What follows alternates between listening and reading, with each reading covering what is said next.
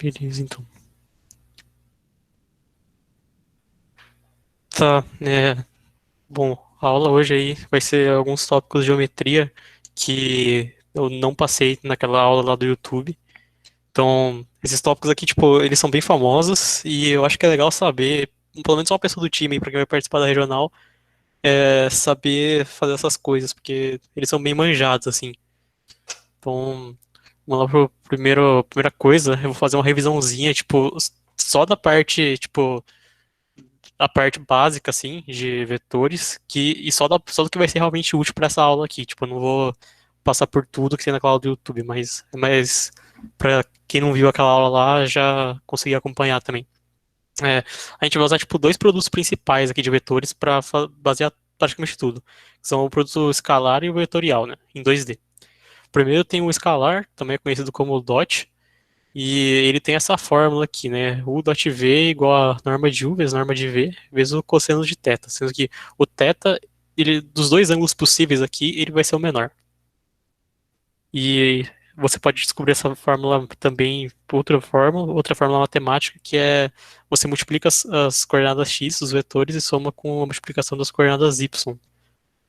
E é basicamente isso, né? Ele não depende de orientação, então não importa se tipo U.V ou V.U, esse valor aqui vai ser igual, porque a gente vai estar sempre levando em consideração o menor ângulo. Aí eu coloquei todas as propriedades aqui, mas só precisa das primeiras três para essa aula aqui. Então, tipo, esquece as três últimas e vamos focar nas três primeiras. É, a primeira delas é que, na verdade, todas elas são baseadas num fato que, como as normas são sempre positivas, né? A gente está considerando que nenhum dos vetores é nulo, a única coisa que vai mexer no sinal da fórmula vai ser o cosseno. Então a gente sabe que se o dot for igual a zero, o cosseno é zero, né? Se o cosseno é zero, a gente está nessa linha aqui. E como a gente quer sempre o menor ângulo, então a gente sabe que vai ser θ igual a 90 graus. Aí se o U dot V for maior que zero, a gente sabe que o cosseno é maior que zero. Se o cosseno é maior que zero, a gente vai estar nessa linha verde aqui. Então a gente sabe que o θ vai ser menor que 90, né? Já que ele pode ser para cima quanto para baixo, mas a gente não está ligando para a orientação dele. Já se for menor do que zero, cosseno é maior que zero, e a gente está nessa região aqui. Então ele vai ser maior do que 90 graus. Ah, até aí tudo bem?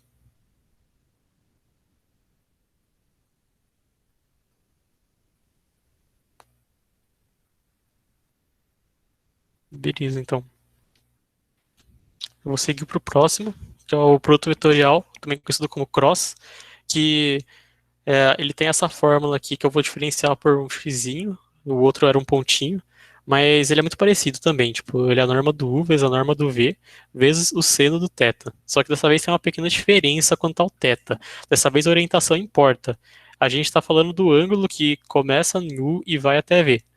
Então, se esse ângulo aqui tiver em sentido anti-horário, esse valor vai ser positivo. Se esse ângulo aqui tiver em sentido horário, ele vai ser negativo.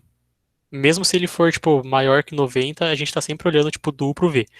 Isso também quer dizer que se a gente inverter a ordem para V cross U, a gente vai ter o mesmo valor em módulo, porém ele vai ter o sinal oposto. Essa é o que muda. E o outro jeito de calcular ele numericamente é fazer essa matriz aqui, que a primeira linha são as coordenadas de U, a segunda são as coordenadas de V, e a gente tira o determinante dela, que daí vai dar o x vezes vy menos vx vezes o y. Aí a gente também tem as propriedades dele, nas quais eu só vou focar nessa aula, só vai precisar das primeiras três, que também são relacionadas ao ângulo, né? Como a fórmula tem duas normas que são sempre positivas e um seno, o que mexe o sinal tem que ser o seno. Então, primeira coisa, se o cross for zero, a gente sabe que o seno é zero, né? Seno igual a zero, a gente vai pegar essa linha aqui. Então, esse caso aqui, como a gente tem um ângulo raso, né? Ele vai ser ou zero ou vai ser 180, porque o seno igual a zero só quer dizer pra gente que os ângulos vão estar ou paralelos os dois desse lado, ou paralelos, mas com direções opostas. Já se o cross for positivo, né? Vai pegar na zona do seno positivo, então a gente sabe que ele vai estar entre zero e 180, não, tipo, excluindo as pontas. E se ele for negativo, a gente sabe que o seno é negativo, né? Então a gente vai estar nessa linha azul para baixo aqui, que vai ser menos π até zero, também não contando as extremidades. Aí vem a primeira pergunta.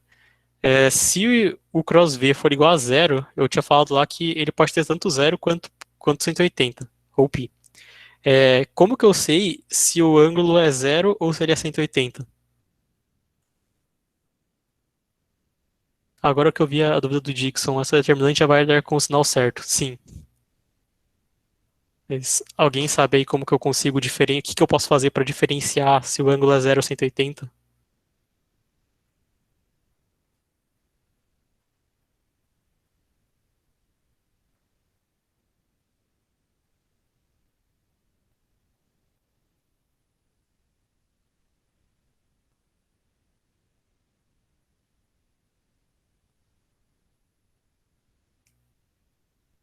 Pô, a Arjuna respondeu. Olha o cosseno em vez do seno, né? Se no o produto vetorial a gente olha para o seno, a gente já tem aqui o produto escalar que ele olha para o cosseno, né? Então a gente só precisa saber se o dot for maior do que zero, a gente sabe que o cosseno é positivo, né? Então ele vai ser zero. Se o dot for menor do que zero, ele vai ter o cosseno negativo, então ele vai ser π. E, assim, isso aí é um bait bem clássico, assim, que é facinho de cair. Então é legal ficar atento nesse caso. Beleza, até aqui das propriedades tá de boa?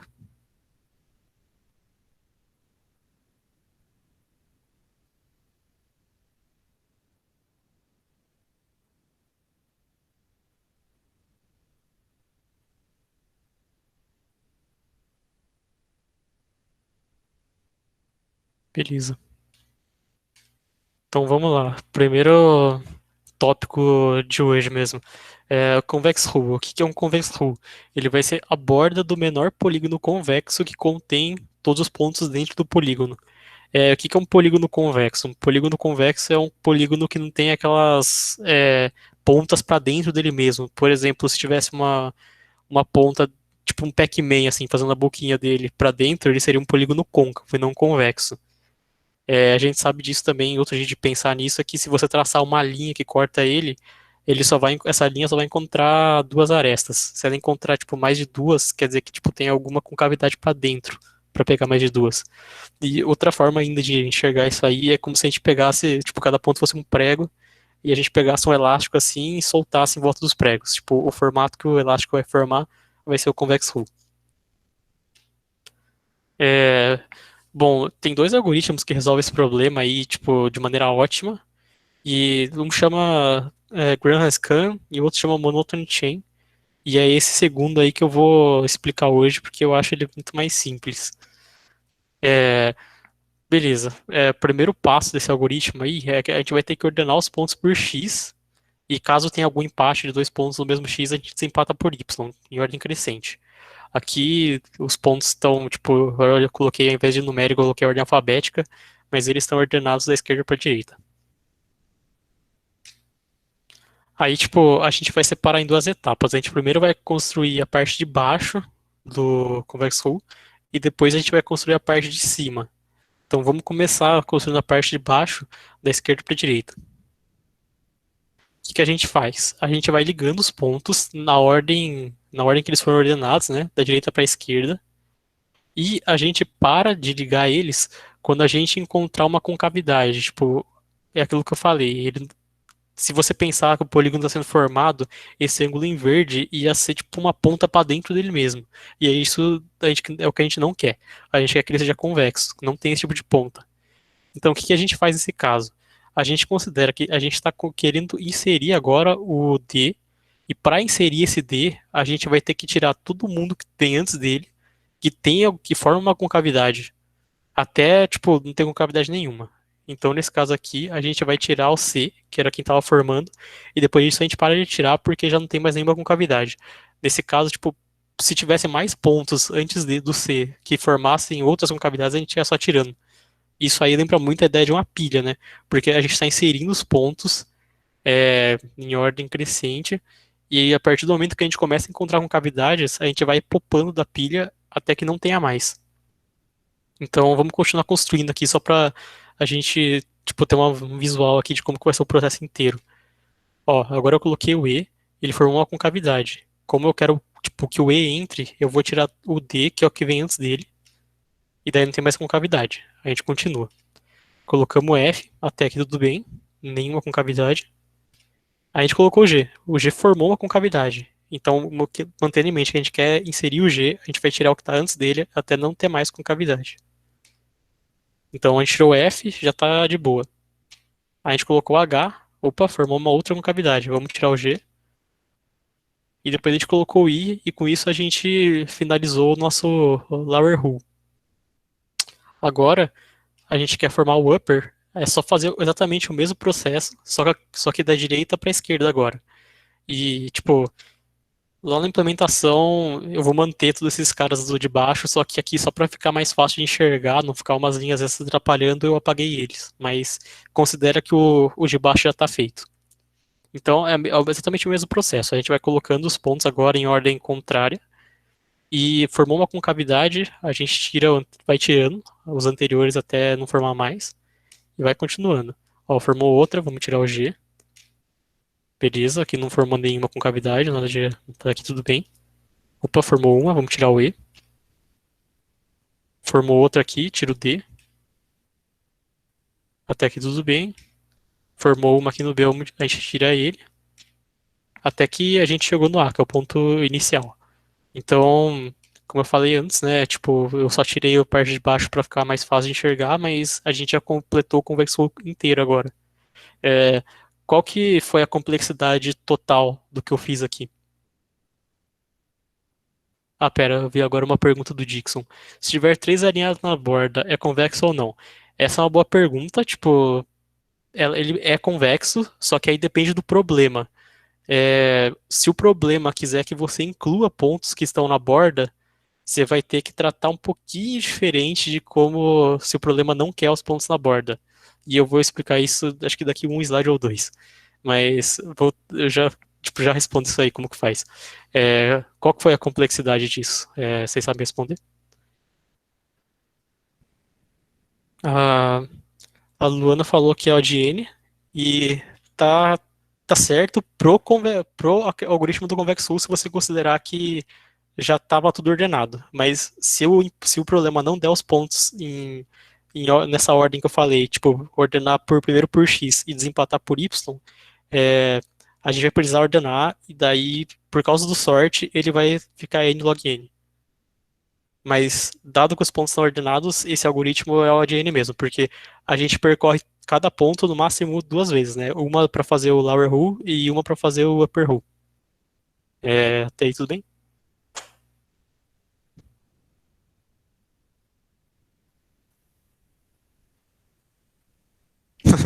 Ajuda sensacional. Beleza. É, beleza, mas como que eu detecto as concavidades, né? Nessa ordem que eu fiz, especificamente, de construir primeiro o lower da esquerda para a direita e depois o upper da direita para a esquerda, a gente pode notar o seguinte: quando a gente forma uma concavidade, a gente pode enxergar de outra maneira, que é essa da direita aqui. A gente pode ver que o ângulo que está sendo formado entre o vetor U e o vetorzinho imaginário que está apontando da mesma origem do até, até o próximo ponto, né, que é a ponta final do vetor V, ela tá formando sentido horário. E sentido horário é menor do que zero. Então, a gente pode verificar que se esse cross aí der menor do que zero, a gente pode poupar da pilha. E a gente vai fazendo isso enquanto esse cross fica dando menor que zero. É, Aí, tipo, respondendo aqui a pergunta do Dixon nesse slide, a gente pode, vou dar uma generalizada aqui, a gente vê que sentido anti-horário é convexo porque é o caso que não é esse que a gente quer evitar. Aí, sentido horário é o côncavo, que é o caso do caso aqui anterior, né? E o ângulo raso, que é o de 180, é o cara que vai dar quando o cross for igual a zero. Então, respondendo a pergunta do Dixon, se a gente quiser manter esses pontos no nosso convex hull, a gente só tira quando o cross for estritamente menor que zero da pilha. Se a gente quiser tirar esses pontos, a gente tira quando o cross for menor ou igual a zero. É, aí, Dixon já viu. Beleza. Vamos implementar aqui. Deixa eu... eu vou ter que compartilhar a tela inteira agora, porque vai usar o Sublime.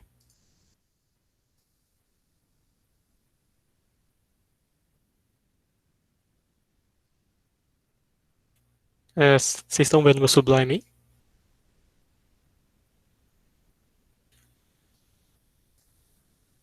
Eita, Sim. beleza. Tá, é o seguinte, primeira coisa que eu sempre faço em praticamente qualquer problema de geometria é que eu crio a famosa struct point, que eu acho que é tipo bem padrão assim para esses problemas. E nelas vai ter x e y. Na verdade, eu já vou colocar como long long, porque geralmente esses caras aqui são até 10 a nona nos problemas, e daí quando você faz esse produto, estoura int. Porque fica 10 a nona vezes 10 a nona, então eu já vou me precaver aqui. E além desses caras aqui, eu vou definir um operador de menor para poder ordenar eles. É, eu vou explicar o que é um operador em C++, para caso alguém não saiba, mas deixa eu só, tipo, implementar ele aqui, tipo, a base dele, só para depois poder explicar melhor. É, point B.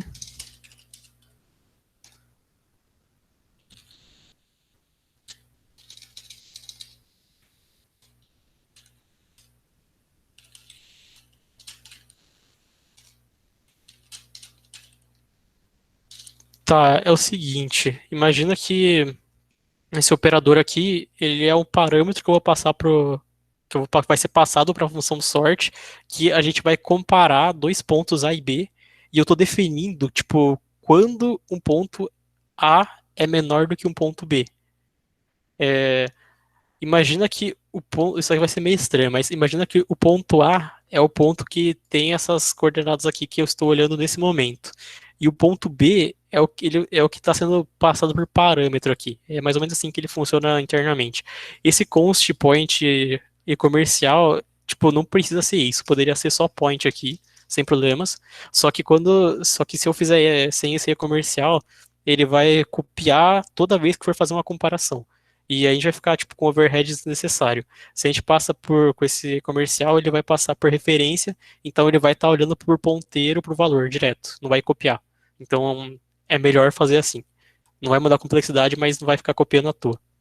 Esse segundo const também é necessário, não precisa colocar, mas ele só vai dizer que a gente não vai alterar esses valores aqui. Tipo, antigamente, nas versões antigas do C++ era necessário, mas eu acho que nas mais atuais nem precisa mais. Aí, como eu falei, imagina que esse x aqui corresponde ao ponto A e o b.x corresponde ao ponto B, que a gente está comparando. É, primeiro aqui eu implementei meu critério de desempate. Opa, eu complementei errado. O desempate é se eu quero ordenar sempre por x e desempatar por y. Então, se o x for igual para A e para B, eu vou retornar y menor que b.y, que é tipo se o y do A for menor que o B, já está na ordem certa. É, só também, tipo, reforçando para caso alguém não saiba, quando você implementa comparadores, você precisa retornar true quando os pontos A e B já estão na ordem certa, nesse caso menor, que é o que eu quero, e false caso contrário. Então, esse aqui foi o caso do desempate, né, por Y, e caso não caia nesse if, né, que ele tenha x diferentes, eu só preciso retornar que o x do A, se for menor que o x do B, vai retornar true, então ele já está ok. Tipo, essa é a ordem que eu quero. Deu pra entender aí? Deixa eu ver o Dixon. Ah, tá. Ele estava me corrigindo lá. Isso aí mesmo. É, tudo bem até aí?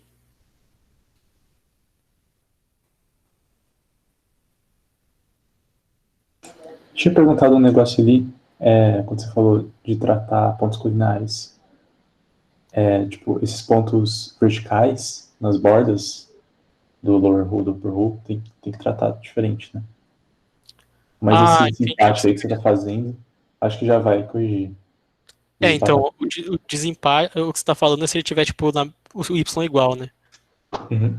Aí se você desempatar por Y, ele vai considerar o da esquerda com o menor X, né? Quer dizer, com o menor Y como o primeiro e o da direita com o maior Y por último, né? É isso a dúvida.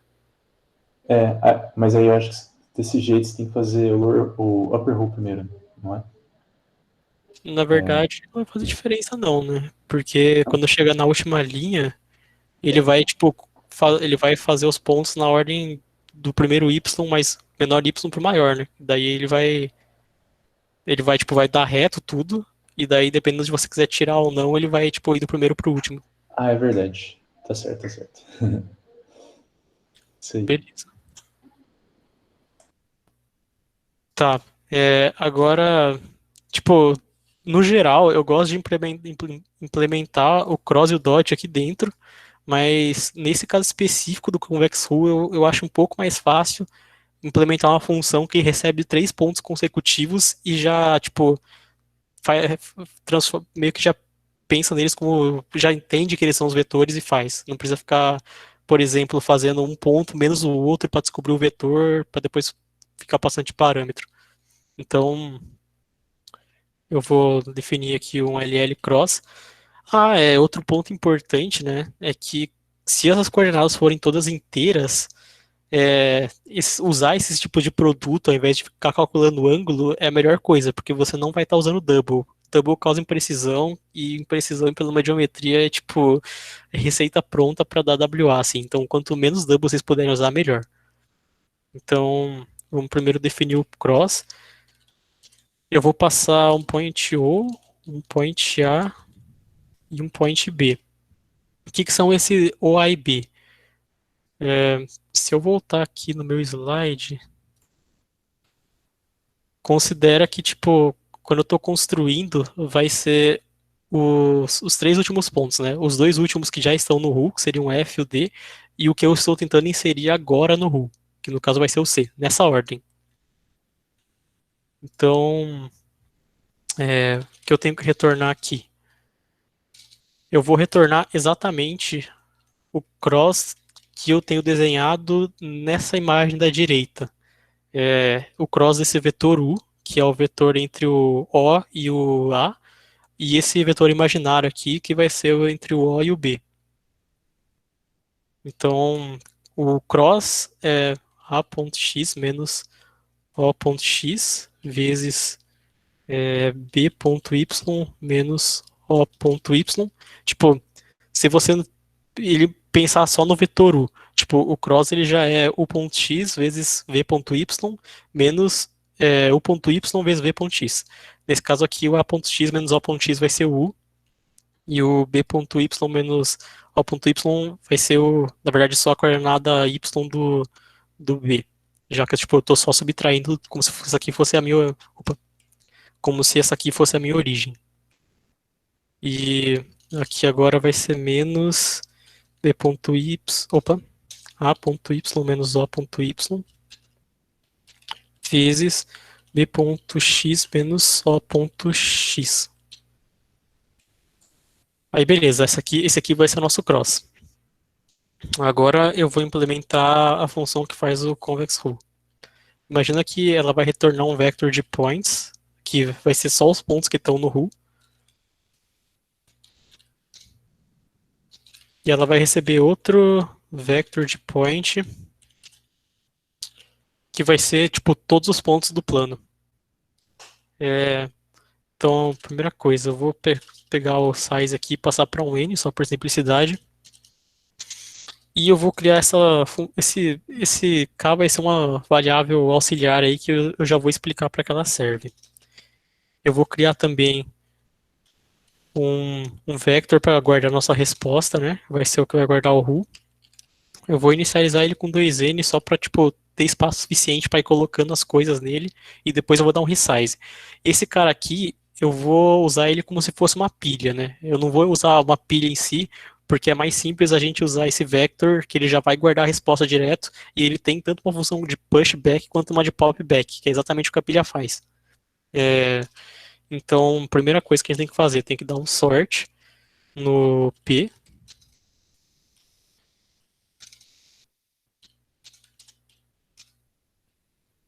Na verdade, ó, eu acho que eu vou tirar essa referência, porque senão eu vou estar alterando o vetor original, e talvez eu não queira fazer isso. Então eu vou copiar mesmo. Aí primeiro eu vou construir o Lower Hull.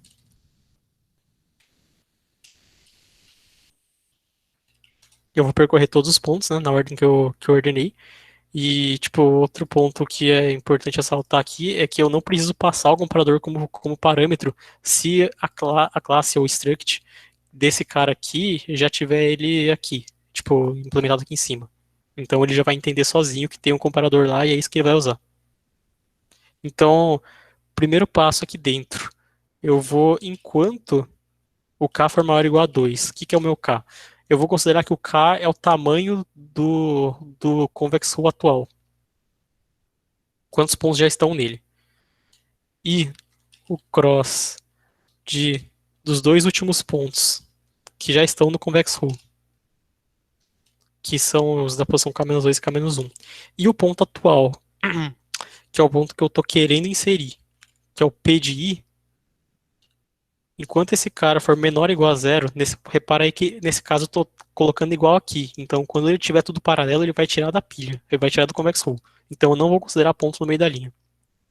Mas se eu quiser considerar, é só fazer isso aqui. É só tirar o igual. Nesse caso, eu vou só fazer K menos menos. Tipo, eu tô literalmente simulando uma pilha com memória fixa. É até mais rápido fazer isso. E depois disso, quando sair desse while, eu vou ter certeza que no convex hull atual não vai ter nenhuma concavidade. Então, agora eu já posso inserir o meu ponto P de I na última posição do K e incrementar ela para frente, tipo, para receber o próximo já. Agora eu vou fazer também o upper hull, que é exatamente a mesma coisa, só que a gente traz para frente. Só tem que tomar alguns cuidados. O primeiro deles é quando eu construir o lower hull, deixa eu pegar aqui a imagem, eu inseri esse ponto aqui. E quando eu for construir o upper hull, eu tenho que tomar cuidado para não inserir ele de novo. Então, eu vou fazer o seguinte: int i vai ser igual a n menos 2, porque eu vou pular esse ponto aí, que eu não quero inserir de novo. E eu vou criar uma variável t que vai ser igual a k mais 1. Aí, enquanto i for maior ou igual a zero, i menos menos. Estou percorrendo de trás para frente. Agora, eu vou fazer o seguinte: enquanto o k for maior ou igual a t, tipo, eu coloquei esse t igual a k mais 1 para ter certeza de que eu não vou tirar nenhum ponto do lower hull. Tipo, se o k chegar nesse t, que é tipo exatamente a primeira posição, onde eu posso começar a colocar, onde eu vou colocar pontos do upper hull, eu não vou tirar, tipo, eu vou parar. E o cross vai ser exatamente a mesma coisa do de cima, na verdade, vou só copiar aqui, que é o cross dos últimos dois pontos do hull. E com o ponto. Opa, isso aqui era para ter aqui. Com o ponto que eu quero inserir agora, quando isso aqui for menor ou igual a zero, quer dizer que tem concavidade, né? Então eu vou só diminuir. E depois disso, eu tenho certeza que não vai ter nenhuma concavidade sobrando. H de K++ vai ser o P de I. Ou seja, eu estou inserindo o ponto mais atual no convex hull. E é basicamente isso. Só que agora eu tenho um vector de tamanho 2 vezes n com os elementos lá dentro. Tipo, pode até ter lixo no final do vector de coisa que eu popei, entre aspas, a pilha, que na verdade eu só diminui o tamanho, mas o valor ficou lá. Então agora eu vou dar um h.resize k-1. Por que k-1? Porque agora que eu fiz a volta, eu inseri o ponto A, mas o ponto A é o primeiro, já estava inserido lá. Então eu vou literalmente tipo, ignorar ele, para ter inserido ele como só da primeira vez. E eu vou dar um return no H. O código do Conversul é isso. Alguém tem alguma dúvida?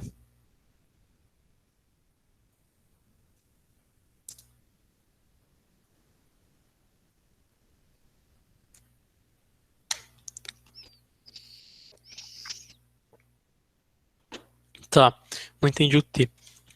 Beleza. É o seguinte. Deixa eu voltar na imagem aqui.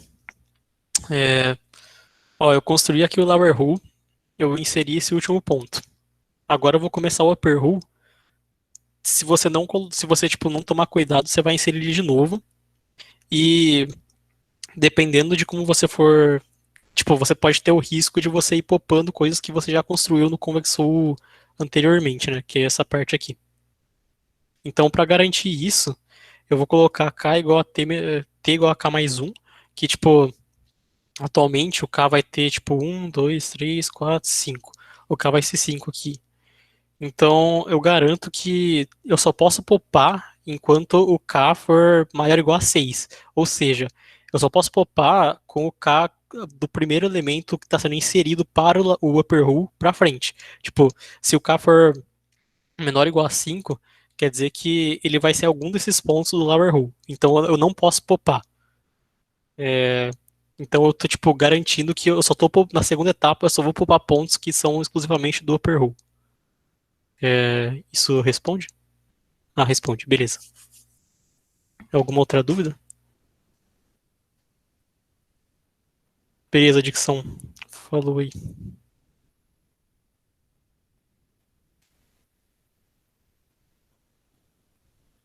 Valeu aí.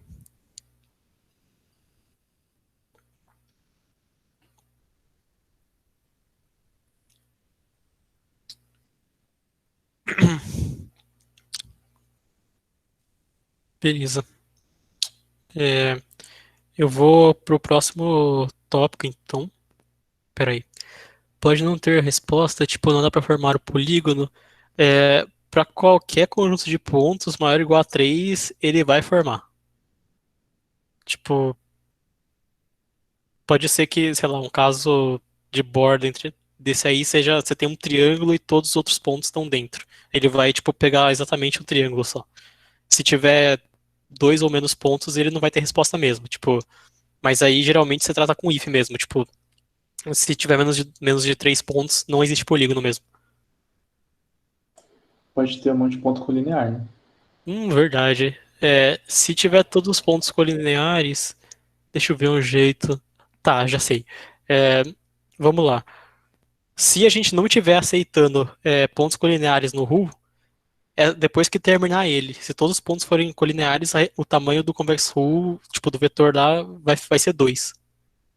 Então a gente pode verificar para ter certeza. Tipo, se o vetor tiver tamanho 2, quer dizer que tipo, ele não formou nenhum polígono. É, já se aceitar, né? Ele vai construir tudo como numa linha reta. Aí teria que fazer um segundo check lá, que ia percorrer, tipo, do primeiro até o último, e ia verificar se o cross é sempre igual a zero. Daí esse aí é o caso que forma uma linha. Deu pra entender?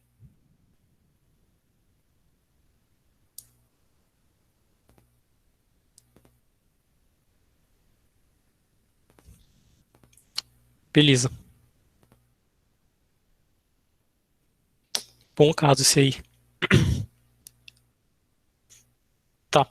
Eu vou passar então aqui pro próximo tópico. Deixa eu passar os slides que eu voltei primeiro, né? Legal. Agora eu vou falar como que a gente pode calcular a área de qualquer polígono. E spoiler, para isso a gente vai usar o produto vetorial também, vai usar o cross. Tem uma propriedade do cross para se os vetores forem 2D, o módulo dele vai dar a área do paralelogramo formado pelos dois vetores. Se fosse 3D, ele daria tipo um vetor perpendicular aos dois, mas em 2D ele vai dar essa área aí. Só tem que tomar cuidado que é o módulo dele, né? Porque dependendo da orientação desse ângulo pode dar negativo. Se fosse tipo do V para U, seria negativo.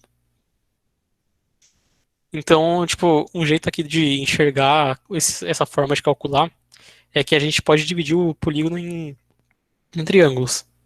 E a gente sabe que se o cross V da área do paralelogramo, a área do triângulo vai ser a área do paralelogramo dividido por 2, né? Que tipo, esse paralelogramo aqui, você corta no meio e vai dar dois triângulos iguais.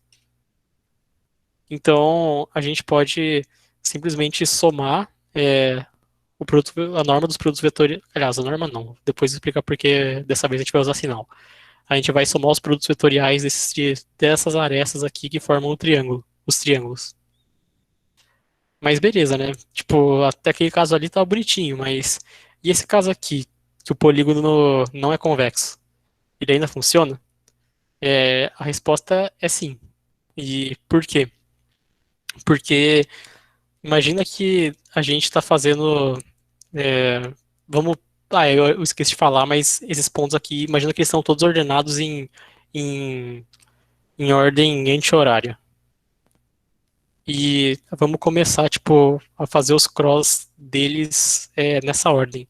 Primeiro esse com esse, vai dar, tipo, uma área positiva aqui, beleza. Depois esse com esse. Uma dúvida, vocês estão vendo o meu mouse? Não sei se vocês estão vendo onde que eu tô apontando, porque eu tô literalmente apontando para os pontos que eu quero. Beleza. Depois esse com esse, é sentido anti-horário, né? O cross sentido anti-horário dá sempre positivo. É, vai dar uma área positiva também, beleza. Aí, olha aqui o problema que vai se consertar. Imagina que quando eu estiver olhando, tipo, para esses três aqui, ele vai cobrir essa área que, tipo, não era para tipo, estar dentro do triângulo, né? É uma área externa. E essa área aqui, ela vai ser coberta duas vezes. Mas o que acontece? O que acontece é que, vamos seguir a ordem. A gente acabou de ver, tipo, esse com esse. Agora vamos ver esse com esse. Como o ângulo que forma desse vetor aqui para esse tem sentido horário, ele vai subtrair, na verdade, porque ele vai dar um número negativo para mim. Então, ele vai subtrair a área desse triângulo aqui inteiro, né? Então imagina que, tipo, sei lá, a gente tem uma área negativa aqui. E daí quando a gente for olhar para o próximo, que é tipo esse ponto da pontinha com esse aqui à esquerda, ele vai somar. Então, ó, essa área aqui daqui desse triângulo de baixo vai estar contada uma vez só, né? Porque na vez anterior aliás, ele contou uma vez nesse triângulo, depois tirou essa parte aqui quando a gente olhou esse par aqui. E agora está colocando de volta quando a gente colocou esse triângulozão aqui. Então, tipo, o que ele fez foi que ele, tipo, impediu que a gente contasse mais de uma vez uma área que está dentro do triângulo e também tirou essa área que tinha sido contada extra que está fora do triângulo. É um jeito, tipo, um pouco mais fácil de ver isso aqui, talvez. Essa outra figura aqui. Até a figura anterior, eu estava considerando que tipo, a origem de todos esses vetores era um ponto do próprio triângulo. Só que como ele tem essa propriedade de que quando o cross tem sentido horário, tipo, o ângulo do cross tem sentido horário, ele vai tirar, eu simplesmente posso usar, tipo, direto a origem e os vetores sendo diretamente as coordenadas dos próprios pontos. Porque imagina aqui que ele vai fazer sempre sentido anti-horário, né? E ele vai, tipo, primeiro calcular a área desse cara inteiro, tipo, do vermelho, tudo que tá em vermelho e tudo que tá em azul vai ser calculado com uma área só. Só que a partir do momento que ele chegar nesse ponto aqui, ele vai começar a calcular, tipo, o cross negativo, porque ele vai começar, tipo, da esquerda para direita, nessa parte de baixo. Então ele vai dar sentido horário nos ângulos, e daí ele vai literalmente tirar essa área em vermelho. Tipo, tanto aqui quanto nesse outro aqui. Então, o que vai estar acontecendo é que ele vai estar meio que se consertando ao longo do percurso. Se a gente, tipo, ordenar os pontos em ordem, é, em sentido anti-horário, muitas vezes até o próprio input do programa já dá isso. Ele vai, tipo, ele vai consertar ele mesmo. E é importante ressaltar, né? Os produtos vetoriais, eles dão a área do paralelogramo. Então, a gente tem que dividir sempre a área por dois. O que é, tipo, ao invés de ficar dividindo toda vez, é mais fácil simplesmente somar tudo e dividir por dois no final. Até aqui, tudo bem?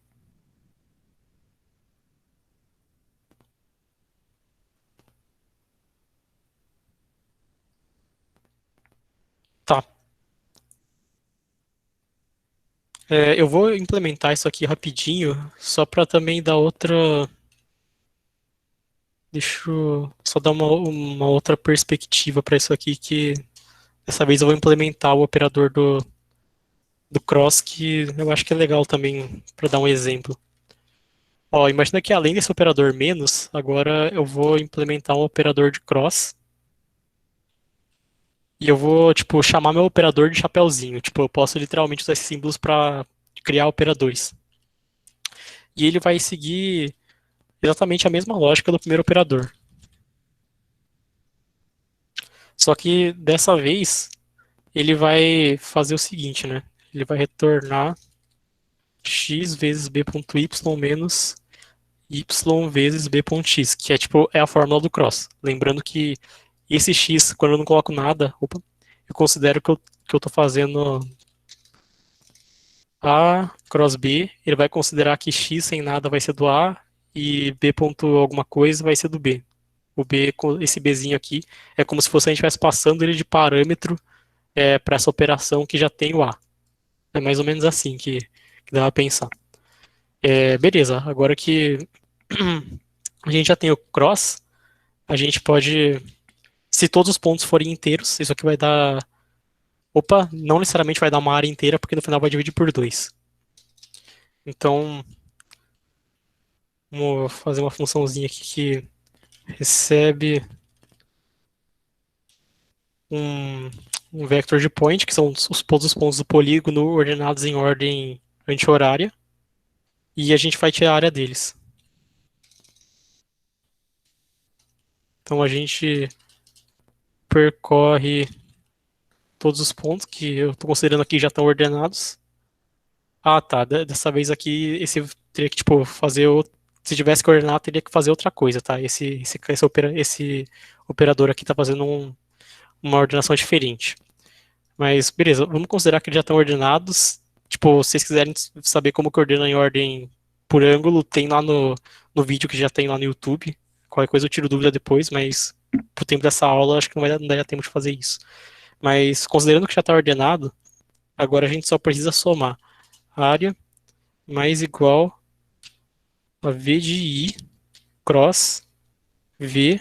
Dessa vez aqui eu vou colocar I mais um mod o tamanho do vetor. Por que eu estou fazendo isso?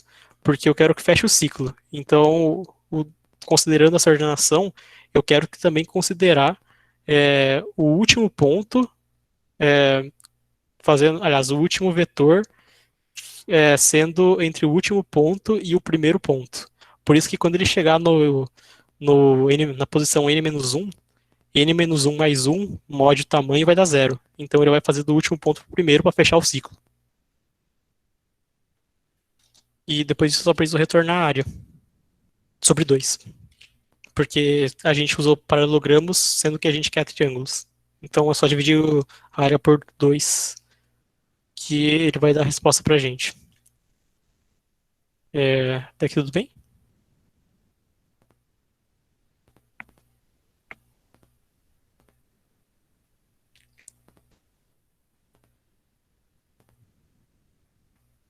Posso. É, vamos lá. Deixa eu ver se eu fazer um desenho rapidinho aqui. É, imagina aqui que eu tenho esse polígono aqui. Aí eu vou estar fazendo aqui, tipo, o cross sempre da origem para até os pontos, né? Então, o primeiro vai ser desse com esse, depois desse com esse, depois desse com esse. Só que, tipo, considerando que os pontos vão de A até D, o último ponto do vetor vai ser esse. Se a gente não colocasse aquele mod, a gente tem que. Ah, pera, eu acho que tem alguma coisa que eu tenho que fazer muito diferente aqui. Aqui deveria ser maior ou igual. Ah, não, não deveria não. É, é assim, quando ele chegar no último ponto, que é o D, considera que tipo, o vetor tem A, B, C, D. Ele tem que fazer o cross desse cara com esse. E esse aqui, ele tá na posição zero do vetor. Então, quando eu somo, sendo que, imagina que o A é a posição zero e a posição D é n-1. Como aqui o n é tamanho 4, a posição D vai ser 3. Aí, tipo, 3 mais um é 4, mod 4 é zero. Então, tipo, ele vai cair na primeira posição. Tipo, o que eu tô fazendo aqui é só que ele considere o cross do último com o primeiro. Deu pra entender? Beleza.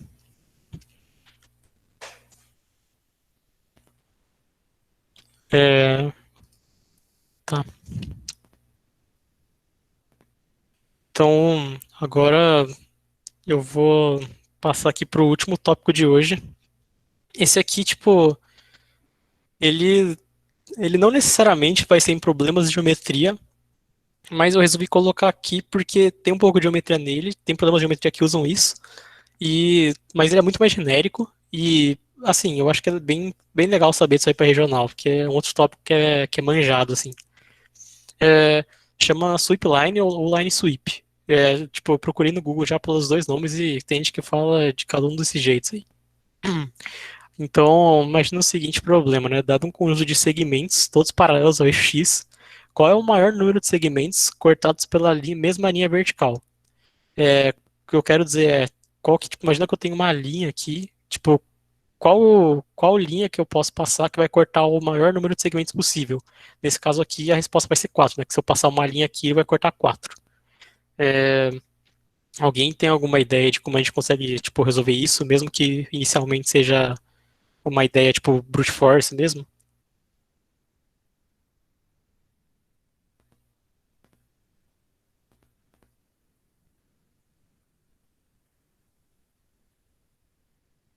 É isso, maior interseção entre intervalos.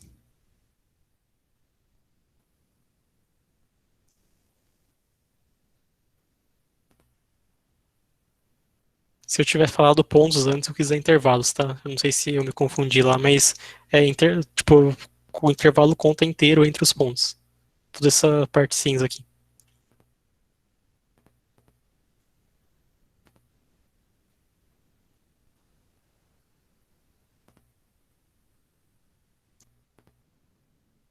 Tá, eu vou, tipo, começar aqui com a ideia brute mesmo, que para cada segmento a gente pode simplesmente comparar ele com todos os outros e ver quantos estão intersectando com ele.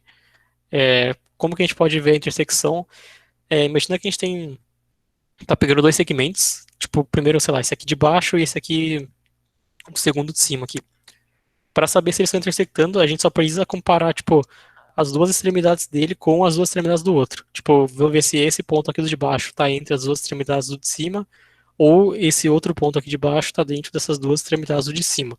Só que se eu ficar fazendo isso aqui para, tipo, para cada cara, eu ficar olhando para todos os outros, vai dar n quadrado e eu vou para esse problema aqui vai ser muito lento.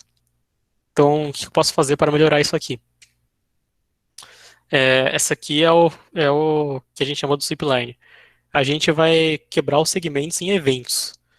Cada segmento vai ter dois eventos. Vai ter um evento de início e um evento de fim. E a gente ordena os eventos por X, é, desempatando pelo tipo. Tipo, é, nesse caso aqui, eu estou considerando as bordas. Então, se eu considerar as bordas, eu quero que na ordenação dos eventos, a borda de início venha antes da borda de fim, porque, sei lá, imagina que tem uma linha aqui que tem, nesse caso não tem nenhum, mas tem uma linha que pega dois pontos. Eu quero considerar que os dois pontos estão na resposta. Então, se eu tiver um fim antes, eu não expliquei isso ainda, mas quando chegar no fim a gente vai tirar. Então, eu não quero tirar antes. A gente vai percorrer o vetor e manter um contador. Esse contador a gente vai incrementar ele a cada evento de início e decrementar ele a cada evento de fim. Então, nesse caso aqui, por exemplo, imagina que a gente começou aqui, né, da esquerda para a direita, a gente coloca um evento de começo, dois, outro evento de começo, chegou aqui no evento de fim, a gente vai decrementar para um. Depois aqui incrementa para 2 de novo, incrementa para 3. Depois encontrou o evento de fim, decrementa para 2.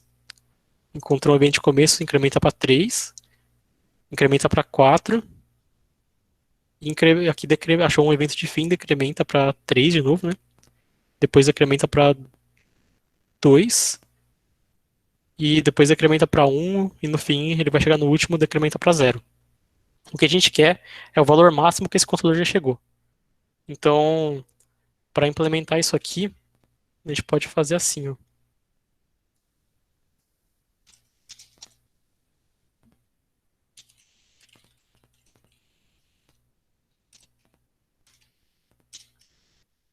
É, deixa eu ver. Eu gosto de definir. essas macros aqui só para deixar o código mais didático.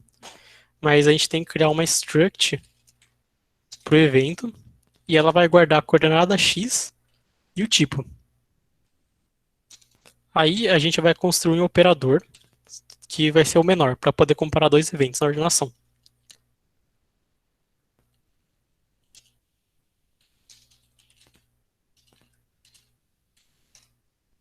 É, bom, primeiro o desempate, né? Se o x for igual para os dois, eu vou retornar que o tipo do primeiro tem que ser menor que o tipo do segundo. Ou seja, se os dois tiverem, tipo, se um for um bag e o outro for o end, eu quero que o bag venha primeiro. Se não, eu só retorno x menor que b.x. Aí eu posso simplesmente considerar que, vamos considerar que a gente tem o vetor lá dos eventos já. Considera que isso aqui tá populado já. Eu vou criar primeiro um contador, que é o contador de quantos segmentos tem atualmente, e a resposta que vai ser o máximo desses contadores. Então, a gente vai percorrer os segmentos, né?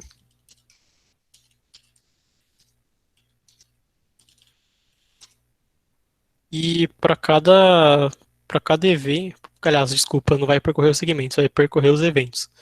E para cada evento, a gente verifica se o tipo desse evento for um começo, a gente vai dar um count mais mais, e o anos vai ser o máximo entre o valor atual dele mesmo com esse count. Se não, né? Se esse cara aqui for um end, a gente vai só decrementar o count. E para esse problema, isso aqui já é suficiente. É, alguma dúvida?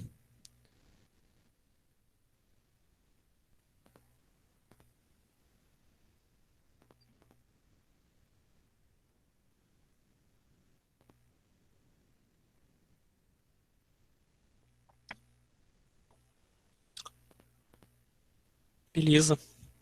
É, vamos lá. A implementação já foi.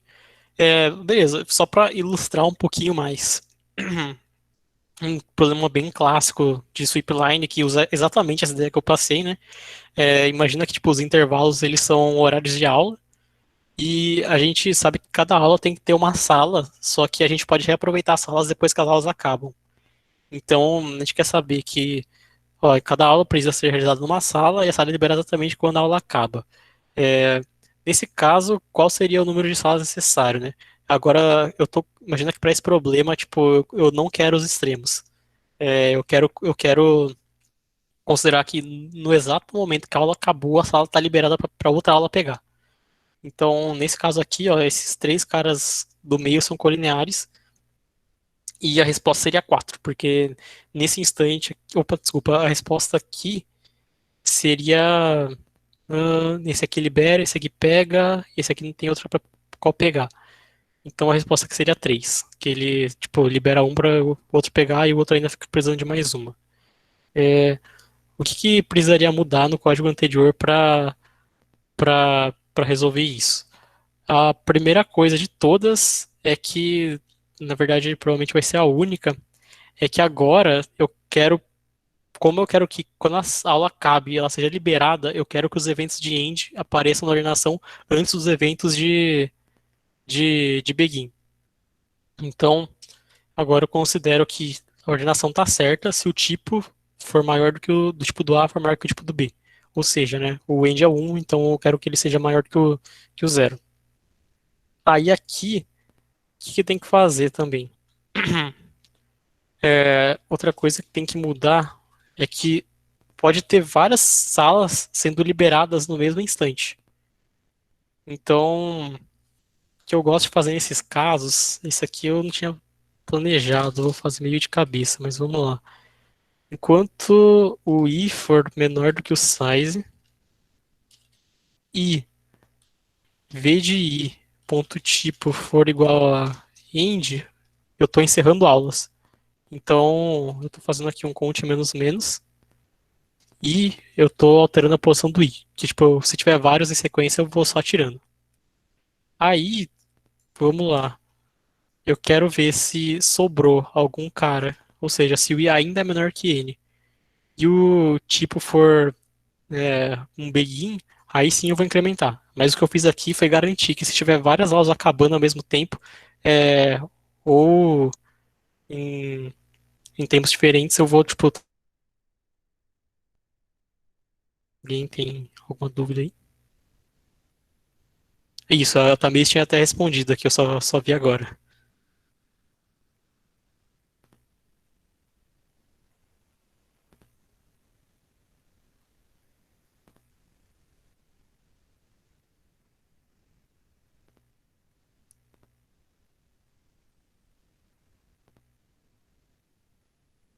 Só colocar a verificação do end primeiro. Deixa eu ver.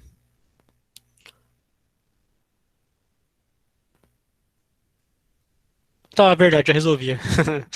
Esse exemplo aqui eu tentei meio tirar de cabeça, mas realmente não precisava. Vamos voltar ao código que estava antes. Beleza, então, tipo, aquele while que eu coloquei, ele já ia meio que acontecer naturalmente só nesse for aqui, né? Então, realmente não precisava. Só o que garante que os ends vão ser tirados primeiros é esse cara aqui na ordenação. Boa observação, hein?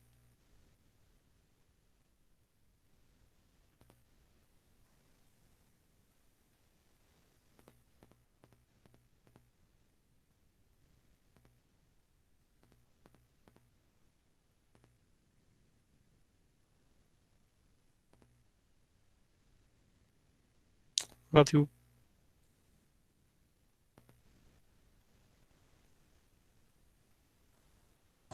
Acabou? O que eu tinha planejado era só isso. É, alguém tem alguma dúvida aí sobre qualquer coisa? Clap, clap, clap.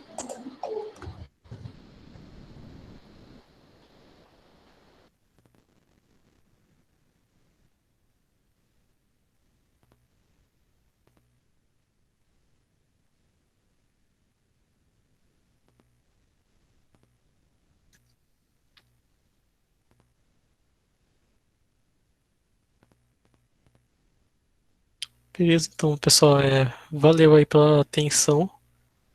É, por hoje é só isso aí mesmo. Boa noite.